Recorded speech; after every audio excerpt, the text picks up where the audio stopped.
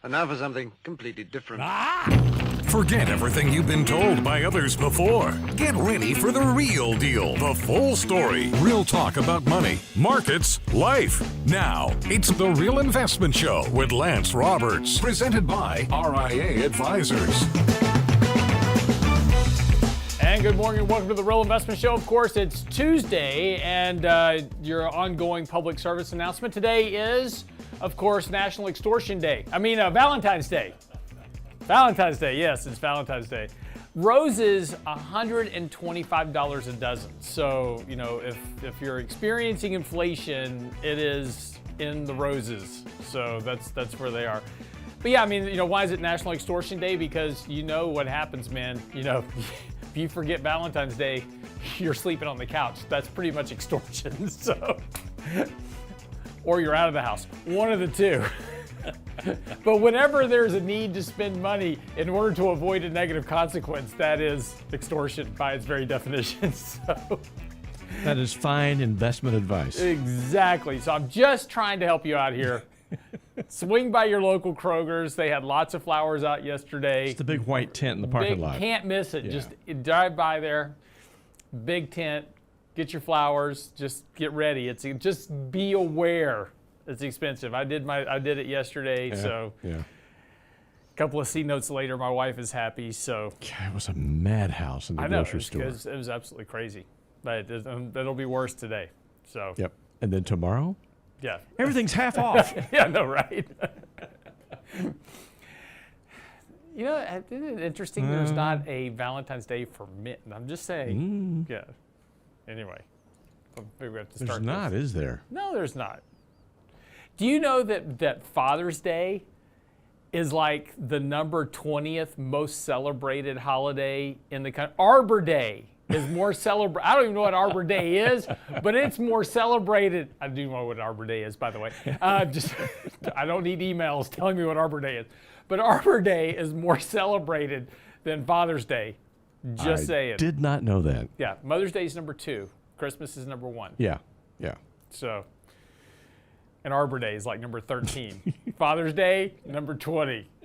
There's no, There's just no justification. There is something seriously wrong with our priorities in this country. Just saying. Just saying. I got nothing. Anyway, a couple of things today. Of course, today is Inflation Day. Speaking of roses. Because today, of course, is CPI out this morning. Expectations are for CPI to come in a little bit hotter than expected, up about 0.4 versus 0.1% last month. Now, a couple of things are going on here. First, they just had the annual revisions to the CPI data, so on a comparative basis, we'll have to just kind of do some math and figure it out. But weights changed a little bit in the index, so that's going to adjust some of the inflation calculation. But more importantly, the big issue for the markets, of course, markets have been rallying nicely here over the last several weeks, financial conditions loosening. Interestingly enough, if you take a look at liquidity, which is basically the kind of the Fed's balance sheet and reverse repos and that type of thing, that actually has been declining, right? So the Fed's been doing quantitative tightening, et cetera. So liquidity in the markets is actually declining, yet the markets are rallying. And there's a pretty significant divergence right now between the markets and underlying liquidity, which eventually one thing's got to catch up to the other. Either liquidity's got to improve or markets have to come down. So that's kind of one of the big kind of issues right now. But markets have been rallying in anticipation of this inflation data, hoping that the inflation data will signal that the Fed needs to stop hiking rates and begin cutting rates really as soon as June or July. The problem is that there's a market difference between what the market is pricing in for the Fed and what the Fed is saying. Now, the Fed right now is saying 5 to 5.25% on Fed funds rate. And if inflation, after the employment data that we had a couple of weeks ago, and now this inflation data coming in today, if that number's hotter than expected, that's going to push the odds of continued rate hikes up, which is very much not aligning with what the market's thinking. Also, the market believing that the Fed's going to start cutting rates as soon as June or July. That's also kind of a long shot given the Fed is still hiking rates until June or July. It's unlikely they're going to immediately start to cut rates unless something has happened, economically, financially, et cetera, and markets are beginning to decline very sharply and there's a rout to consumer confidence. But see, none of that, we're seeing that right now. In fact, the consumer confidence numbers just came out, and those have actually improved. Consumers are feeling a lot more confident about things because, why? Market values are going up, right? 401k plans are better, investment accounts are better, savings accounts, are getting a decent yield now. So as a consumer, I'm feeling better. I'm not as concerned about a potential recession coming up. And in fact, the views on a recession, the number of people expecting a recession, is beginning to drop. So, this is really this dichotomy that's kind of going on in the markets, because think about it this way. The markets are rallying in anticipation, as I said before, and we've gone through this, but you have to keep coming back to this idea. The markets are rallying on the expectation the Fed's going to start cutting rates and doing liquidity. But if the markets are rallying, the economy's fine, and there's no recession risk, right? So the number of people expecting a recession declining. If all that is improving, consumer confidence is improving, economic data begins to improve a bit, then why is the Fed going to cut rates, right? So this is really the dichotomy right now between the markets, what's going on, and the economy and the Fed and everything else. But nonetheless, bullish trend here for the markets. And in fact, just over the last couple of days, we had this bit of a pullback, and this has just come along to kind of retest this uptrend line that we've been building really ever since the October lows of last year. So that's improved. Now, again, this kind of very big rally that we've had is getting pretty long in the tooth. And again, we're very close to actually triggering a MACD sell signal. Our money flow signal actually triggered yesterday. So despite the rally yesterday, we actually triggered a money flow sell signal yesterday. Any decline here of any sort over the next day or two. So if this number comes out this morning a lot hotter than expected, the market sells off, that's going to trigger this MACD sell signal as well. So again, what this suggests is that, and that doesn't mean just because you have sell signals, the market's going to crash. But it does suggest that, upside is probably limited here in the markets, at least short term, because the signals are at a pretty high level, which historically either leads to a short-term correction or a consolidation. So, again, as you're kind of thinking about your risk management, you might want to be a little bit careful about chasing stocks here just because you simply have a signal in place that suggests that upside may be limited. So, and it's particularly in areas like technology, which have had a huge run yesterday. Again, technology kind of leading the way, which is, interesting because just remember that last year, everybody was like, technology's dead. It's all about energy. That's been a very different trade this year. Very big run in technology so far. It continues to kind of outpace the rest of the market as a whole. And again, part of this is due to the fact that everybody sold technology last year right at the end of the year for tax loss selling. And now that their 30-day window is over for tax loss sales, they've been buying back in to the tech sector in their portfolios. But again, this sector in particular, technology, very overbought, not on the sell signal yet, but very close. So any real decline here short term could see a little bit bigger correction in technology. So you may want to think about taking profits there, looking to maybe pick up some exposure in an area such as really kind of staples or utilities in particular, which have been under a good bit of pressure. But this is a good dividend yielding sector, of course, and has been beaten up here as well. So you may see some rotation between kind of growth and aggressiveness versus safety. So kind of keep a watch on the markets here short term. Come back. A lot of stuff to get into this morning. Don't go away. More of the Real Investment Show coming right up.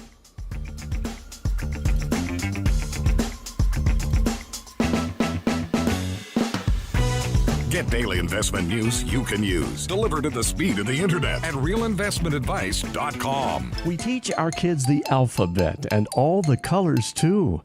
But raising our kids to be money smart is really up to you. Our next RIA Lunch and Learn will dwell upon this topic, because teaching kids to manage their coins puts money in their pockets.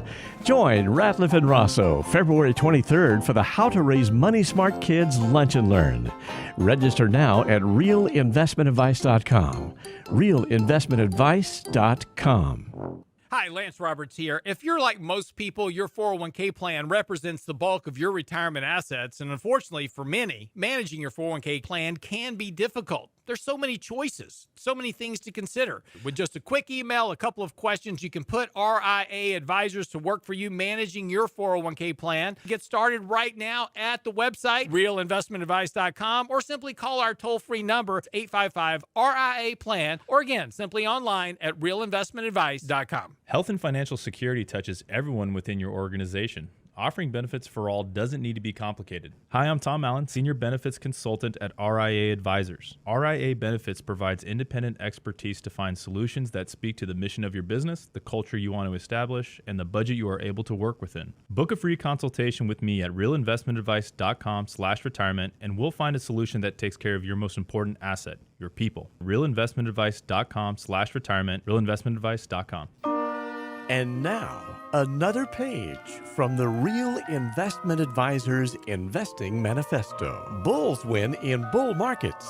Bears win in bear markets. Eagles soar above and take advantage of opportunity. Let us help you soar as you reach your financial goals with RIA Advisors. Neither bull nor bear. RIA Advisors, 281-501-1791 or online at realinvestmentadvice.com. The Real Investment Show.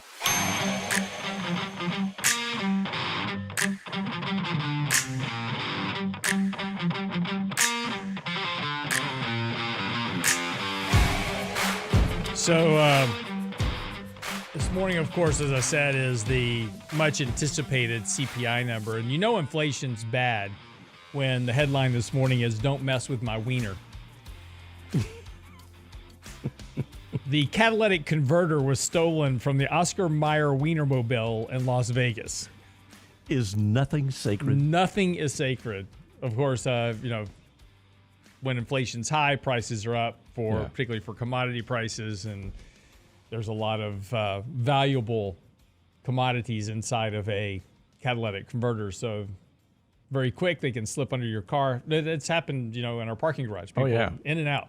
Get a Sawzall, slip under a car, very quickly extract the catalytic converter, and you're off and running. Gone in 30 seconds. Yes. Well, the movie with Nicolas Cage, Gone in 60 Seconds. That was 60 seconds, but he wasn't stealing catalytic converters. Stealing cars. Yeah, there was a high-speed chase. I don't know if you saw this. There was a high-speed chase. It was very reminiscent of Gone in 60 Seconds. It was just recently, and the police helicopter is following a Dodge Charger Hellcat on the freeway. Good luck. Exactly. That's what happened. And the Charger's running away from him. Yeah. And the police helicopter's like, they're outrunning us. I got nothing. That's a thing, apparently. I come home in the afternoon. That's what my wife is watching, is car chases.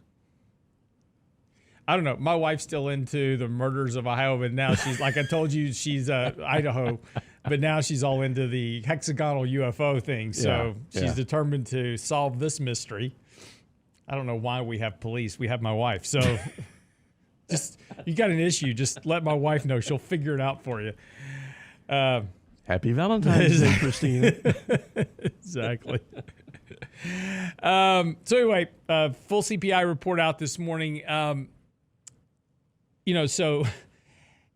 The question, of course, and this is what we've been living with, kind of from 1 month to the next. It's we used to invest money based on valuations and fundamentals and these type of things. And now we just live from one economic report to the next to see what the Fed's going to do. And, this is, kind of the problem with investing right now, which is, if you have this kind of view that, I'm a fundamental long-term investor, I'm going to buy cheap stocks and, that's how I'm going to invest.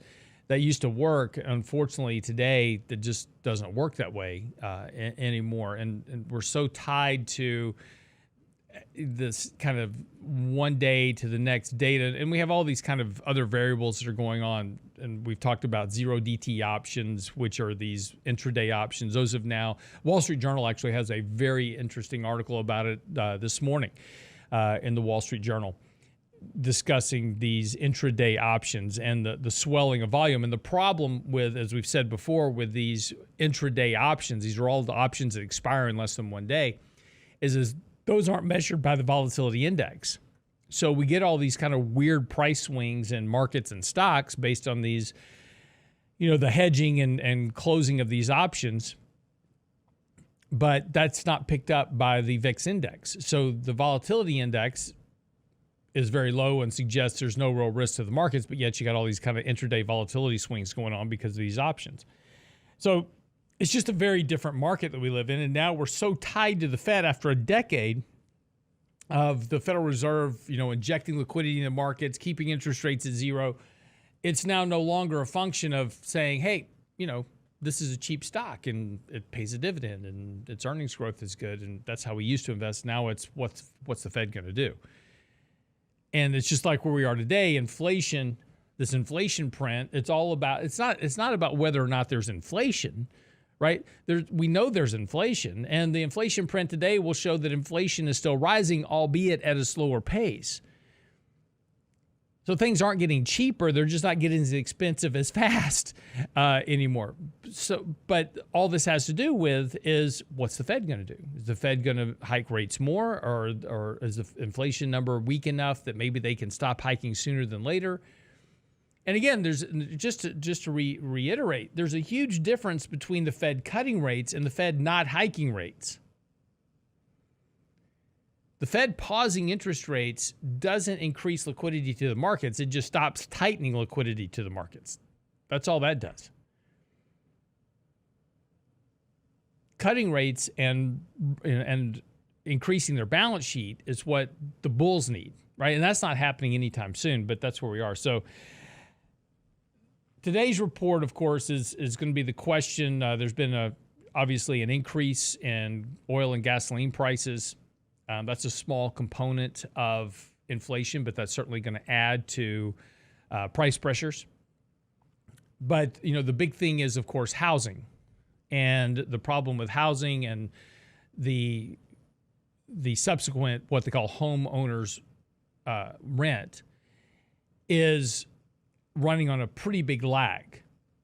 So while there's clear evidence that rents are coming down and home prices are indeed coming down, there is a lag to that data that suggests that we're not going to see that impact yet into CPI. So CPI could be a little bit higher this morning than expected. And again, when we're just kind of looking at the data, the question now becomes, and this is really the big kind of fear for the Fed, is that inflation comes down and then it starts to go up again.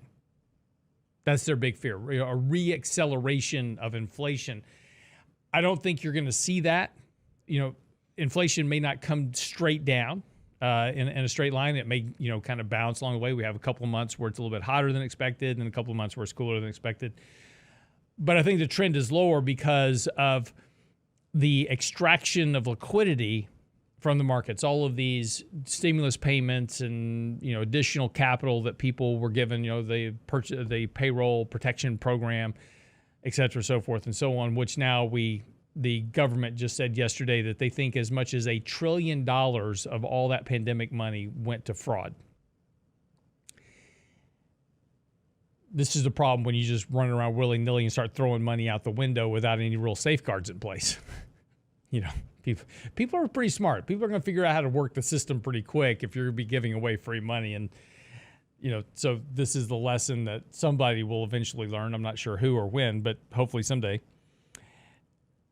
Rents, as we've said before, homeowners equivalent rent, that comprises the largest share of CPI. So really, when it all comes down to inflation and the numbers, it really comes down to what's happening with housing and with rents.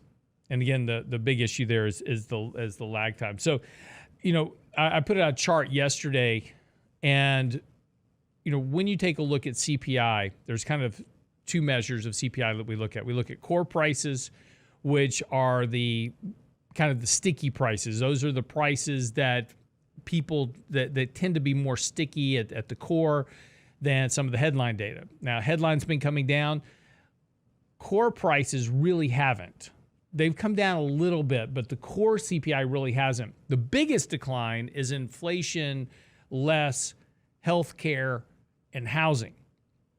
And the reason that you can strip those two things out is because, as we said yesterday, those are tied to contractual obligations. Your medical benefits don't change month to month. That's you sign up for them at work, and it's the same payment for the year until you re-sign up again the next time, and then you get hit with a bigger bill. Housing is contractual based on either your mortgage payment or your rent payment. So until you either refinance your mortgage or your rent comes, your rent obligation contract is up for renewal, those prices don't change. So if you strip those two things out, which are contractually obligated in a lot of places, actual inflation of what homeowners or I shouldn't say homeowners, but individuals are dealing with has actually come down very sharply. So there is a big drop in inflation, and this is one of the reasons why consumers are holding in better than a lot of people expected, right? First of all, they're tapping credit cards left and right, but because there's been a very sharp drop in inflation in the things that they spend money on a daily basis, apparel, recreation, those type of things, there's been a very big decline in that rate of inflation. And so that's helping. That's also why you're seeing consumer confidence begin to pick up a little bit. Oh, prices are coming down. The market's going up. I'm feeling better about things. So people are feeling better about stuff, and so they're spending money.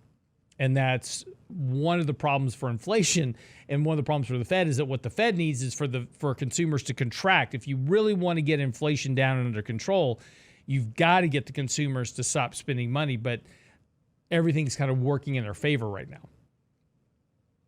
And so this is, which was also one of the reasons why at the recent FOMC meeting, I was kind of surprised that Jerome Powell was a little bit more focused on financial conditions.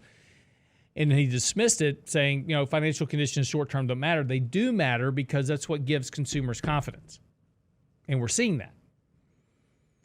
And so the problem when it comes to inflation ultimately, and the problem for the Fed, is if the consumers start to pick back up slack, you're going to start getting economic growth, and you're going to start getting more spending, and then you already have an issue with supply chains that are now running in reverse.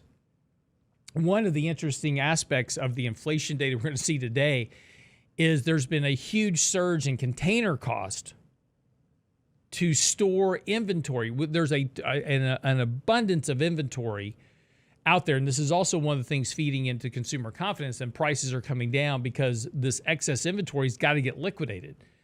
So you've got container costs that are going up to house all this excess inventory that's got to be sold at a discount and pushed through the pipeline. So, these container costs are going to feed into inflation, but the inventory drag is a detractor from inflation. So, again, it's not clear. But the problem for the Fed is that the consumer is holding in there. And that's the big risk to inflation over the course of the next few months. All right, quick break, come back. Talk a little bit about the markets as we wrap up earnings season. And kind of where do we go to next, and what's the next big hurdles? That's coming up next on The Real Investment Show. Don't go away.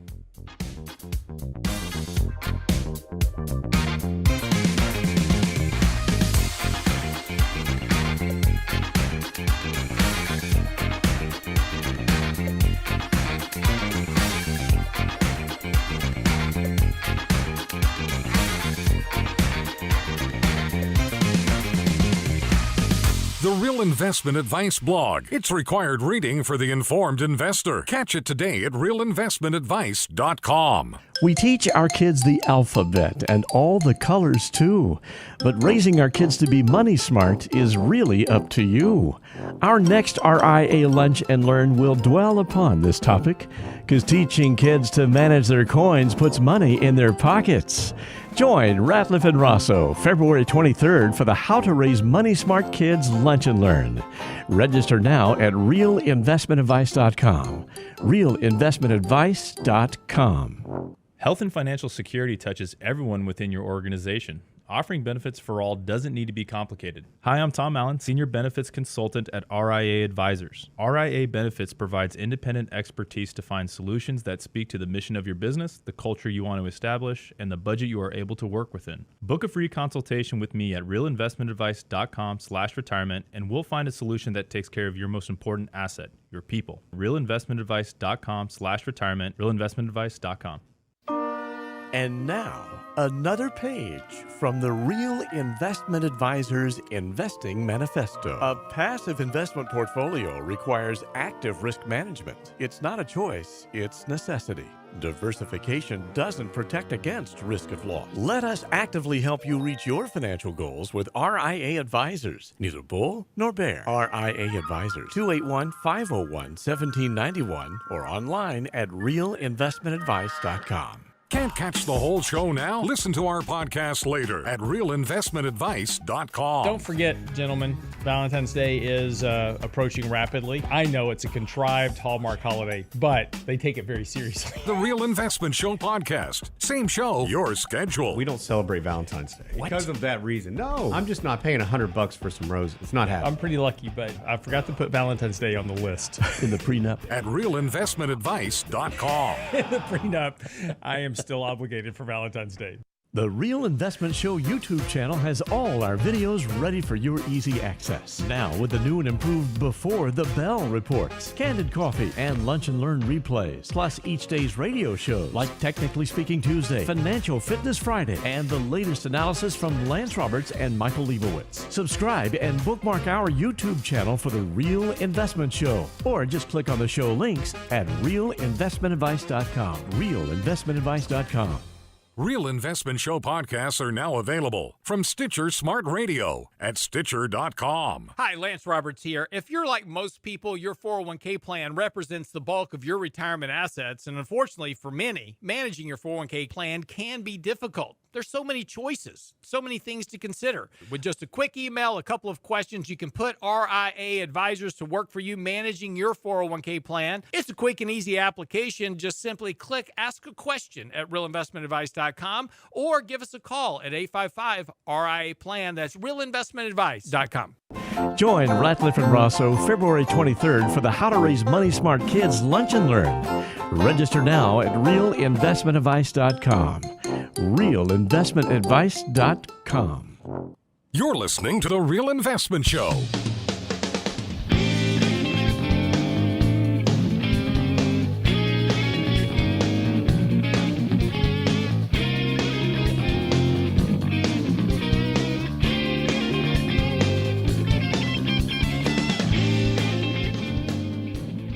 So just getting ready to kind of wrap up earnings season, kind of getting the last batch of companies out of the way today. We've got Coca-Cola actually announcing earnings this morning, beating on really the top and bottom lines. Look pretty good for Coke this morning. Stock's going to be trading up about 40 cents this morning as the market opens.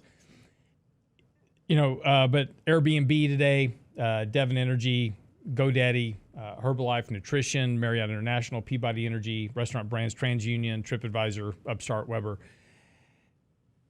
So, but we're pretty much through the bulk. And what's interesting is there's a couple of things that are going on with earnings kind of worth paying attention to. First is that earnings for the rest of this year, into the end of this year for 2023, those estimates have fallen by 17.5% from their peak in May of last year. So, in other words, back in May of last year, they were expecting $240 a share in earnings. Now we're down to $199 a share in earnings by the end of this year. Interestingly, the analysts expect that this quarter will be the bottom for earnings.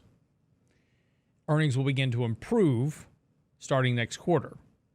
Now, this is all very interesting because in order for earnings to be improving, we need a couple of things, right? We need a stronger economy. And we need, obviously, for consumers to get out and spend money because that's where earnings come from.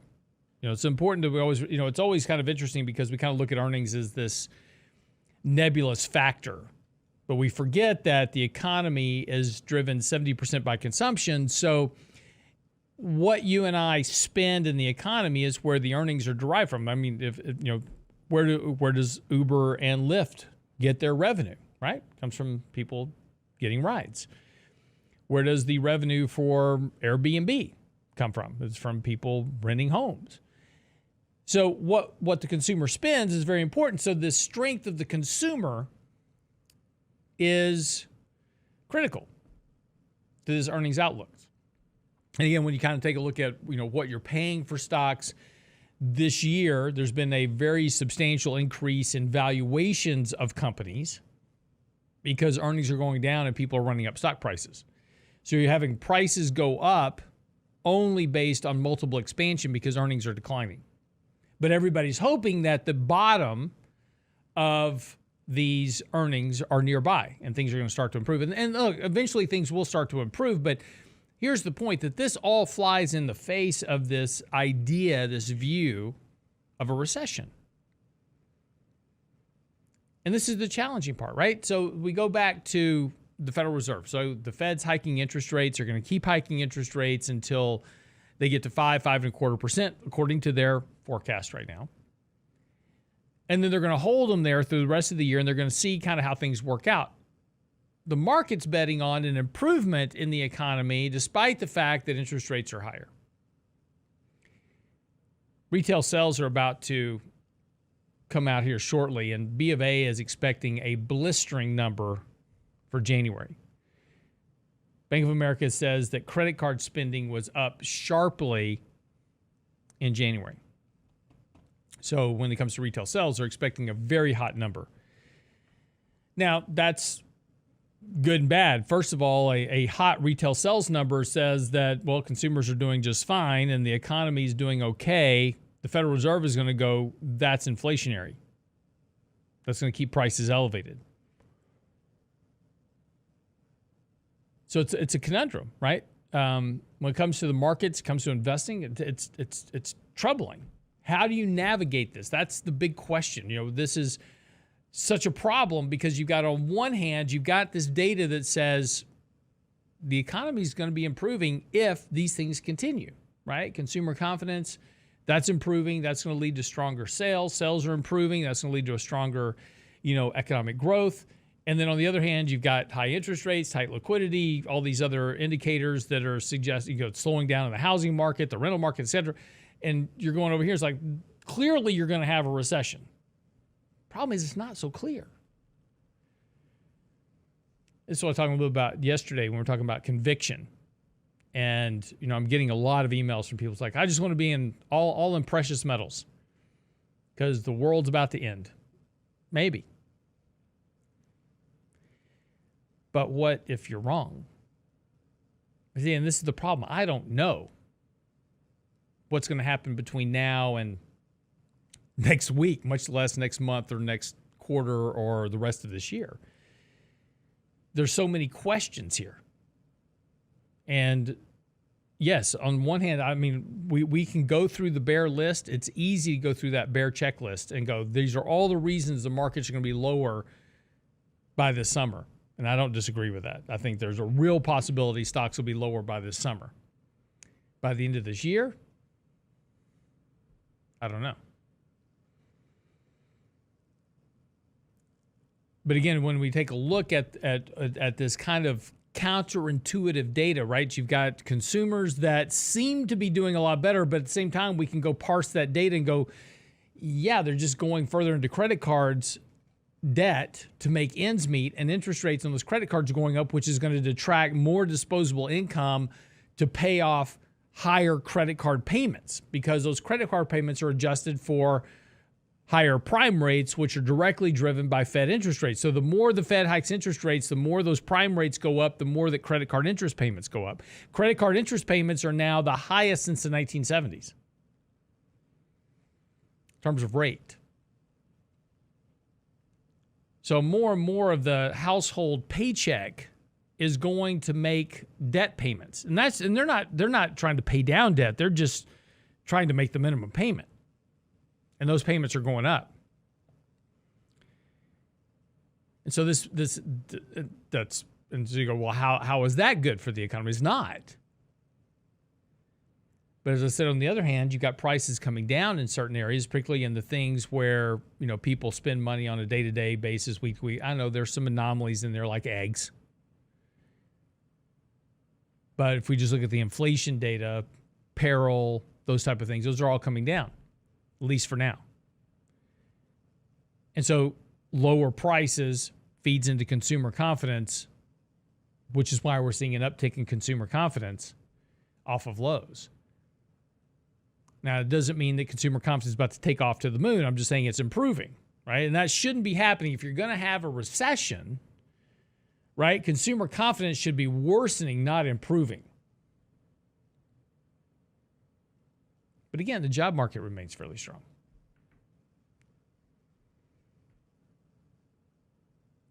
We're seeing layoffs, but we're seeing layoffs at companies that had massive hiring binges over the last couple of years. And so really just kind of getting back to 2019 levels.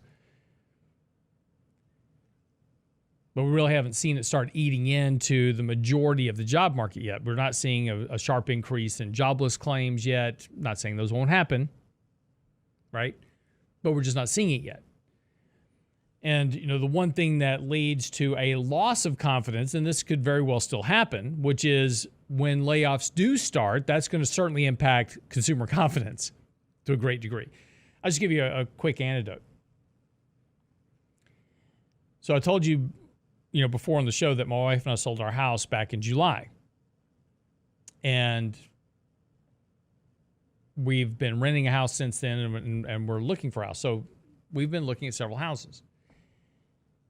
And, we're putting in some kind of low ball offers, just seeing what the appetite is. Very interesting, though, is that the people that own these houses, and most of these houses we're looking at are flip houses, right? So there's a big rash of people buying houses and then wanting to, they're buying them at the peak of the market to fix them up and then flip them, right? So the houses are nice, but we're actually looking at a couple of houses that have not been fixed up yet, right? So houses built in the 60s and 70s and are disasters. And the people that own these houses are still wanting the same value for the house, their house, that's the value of the house that has been completely renovated. Well, that house is worth X, so my house should be worth the same because they're both houses on the same street. And that's no. But they're not willing at this point to sell the house at a lower price. And the reason I use this as an example is just that's where we are psychologically still. We haven't really impacted, and this is anecdotal, by the way, but the economy hasn't impacted these people yet. They still have their job. They have their side hustle of flipping houses or whatever it is. They're able to make the banknotes so far. So we haven't gotten to the point to where there's real depression yet, right? A demand for liquidation. We haven't got there yet. And we're kind of seeing this through the entire economy, right? People are going, hey, yeah, times are tough, but they're not killing me.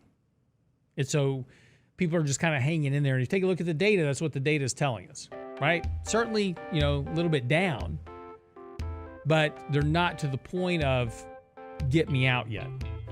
And that's why the markets are hanging in there. And that's why this is such a tough market to trade, because you have all this competing data that you're having to try to sort out. And the problem is, and going back to our discussion of conviction, once you get convicted to one side or the other, there's a higher risk that you're wrong. And then that's where you lose money. It's very challenging. It's very tough. And I wish there was an easy answer. There's just not. All right, we'll come back. We'll wrap up the show. Don't go away.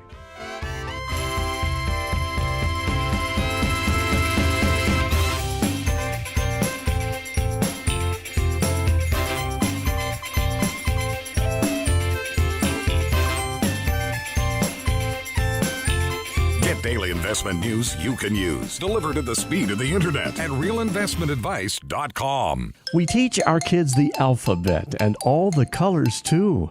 But raising our kids to be money smart is really up to you.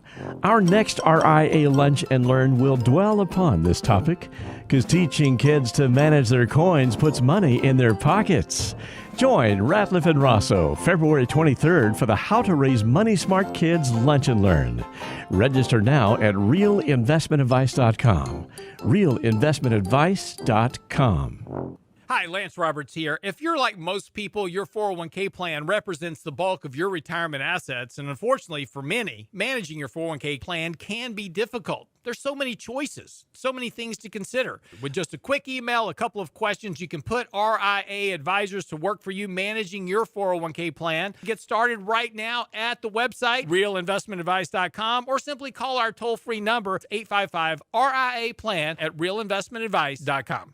Health and financial security touches everyone within your organization. Offering benefits for all doesn't need to be complicated. Hi, I'm Tom Allen, Senior Benefits Consultant at RIA Advisors. RIA Benefits provides independent expertise to find solutions that speak to the mission of your business, the culture you want to establish, and the budget you are able to work within. Book a free consultation with me at realinvestmentadvice.com/retirement, and we'll find a solution that takes care of your most important asset, your people. realinvestmentadvice.com/retirement, realinvestmentadvice.com. And now, another page from the Real Investment Advisors Investing Manifesto. Manage risk and volatility rather than trying to manage gains. You don't have to be right all the time. Long-term investing success is a 70% gain. Let us help you reach your financial goals with RIA Advisors. Neither bull nor bear. RIA Advisors, 281-501-1791 or online at realinvestmentadvice.com. The Real Investment Show.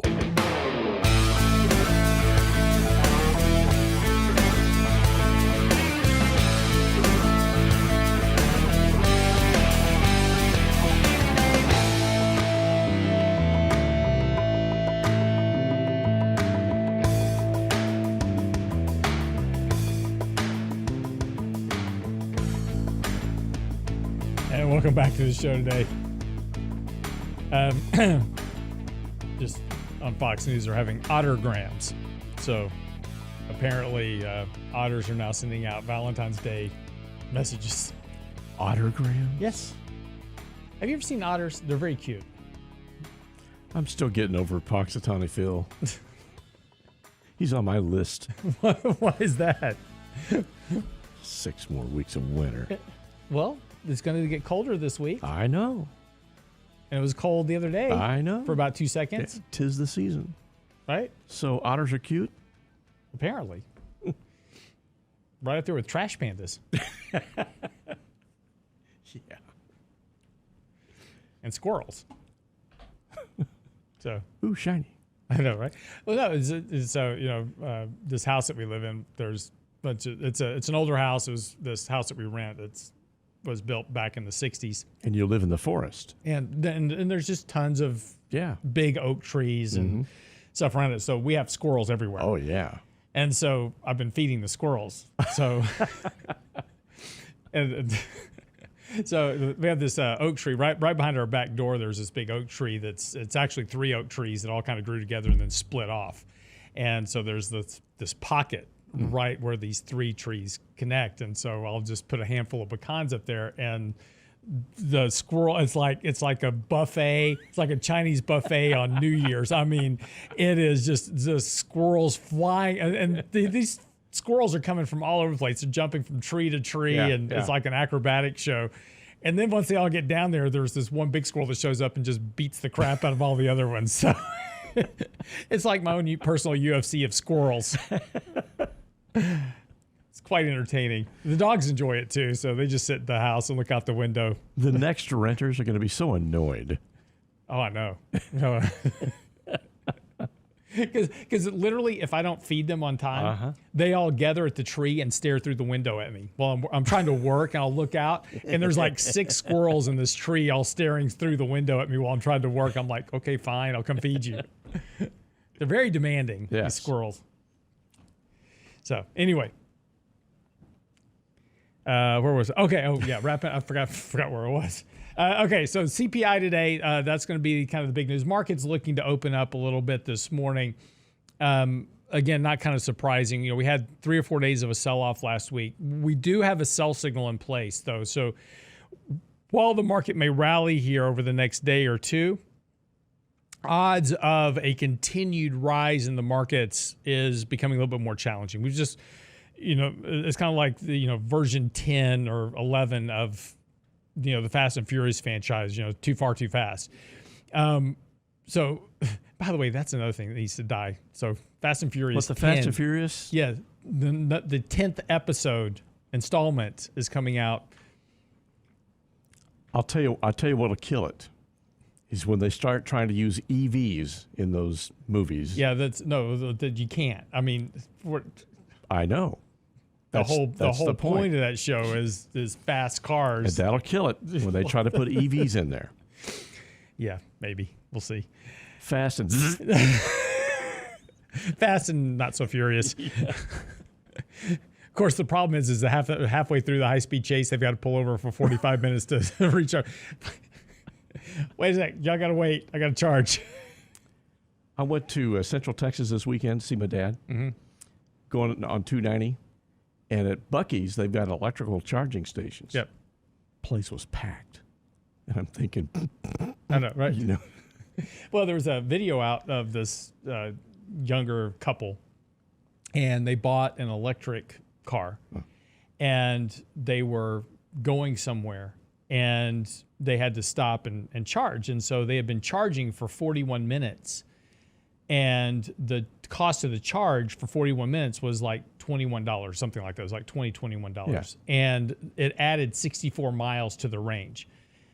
And that's all? That's all. And so that's now it's according to him. Look, I don't have an electric vehicle, so I can't vouch for this, but this is the video he's making. It's you know, saying I've got 64 additional miles, takes me 41 minutes, cost me $20 to charge.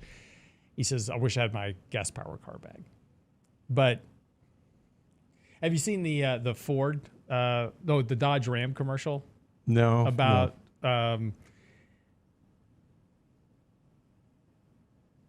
trying to think of the electrification of the truck. Yeah, it's the whole it's a whole takeoff on ED. Electrification dysfunction. I have seen that. Yeah. Yes. Where they make a whole truck, stop start truck ED. Yes, which is actually quite clever. Yes. But anyway, we sidetracked. Too far, too fast. That's the whole point of the conversation. So there's not really a lot of upside here potentially in the market short term. I mean, it doesn't mean the markets have to go down. And this is the thing about sell signals, is that it doesn't mean that the market is about to crash. And this is actually the discussion in our Tuesday take that's on the website this morning at realinvestmentadvice.com, which is discussing kind of where we are and kind of the rules to kind of navigate where we go to from here. But, you know, a sell signal doesn't mean the market's going to crash. It just means that it's going to be very challenging for market prices to rise. Most likely what will happen is we can have a consolidation period where markets just kind of trade sideways, up and down within a range for 2, 3, 4 weeks. And you work off that overbought condition, markets hold support, and then you start working on your next leg higher. Or you get the opposite, which is the markets begin a bigger correction, and we've seen that before as well. So again, you know, the thing you don't want to do is, you know, read into a sell signal and say, see, there you go on Fox right now, otters are becoming artists for Valentine's Day. They put ink on the otter's feet and let them run around on paper, and then they make an Ottergram out of it. Don't ask me why. My puppy does that with poop.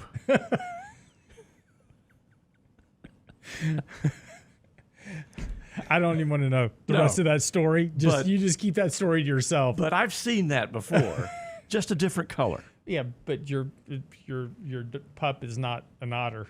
But she's cute. Yeah, not like an otter. No, well. Yeah, they got freaky hands.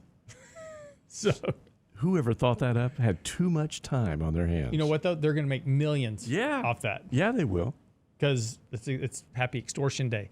It made it to Fox News. And it's on Fox News. Everybody's like, I want one. Anyway, but just be careful here because these sell signals don't necessarily mean that you're going to have a big correction in the markets. It doesn't necessarily mean that. It just means that the markets may not go up a whole lot. So, and this is why we're talking about, and particularly in today's daily market commentary, if you go to the website, subscribe to our daily market commentary, that gets emailed out at 7:30, but it's posted live right now. You can read it.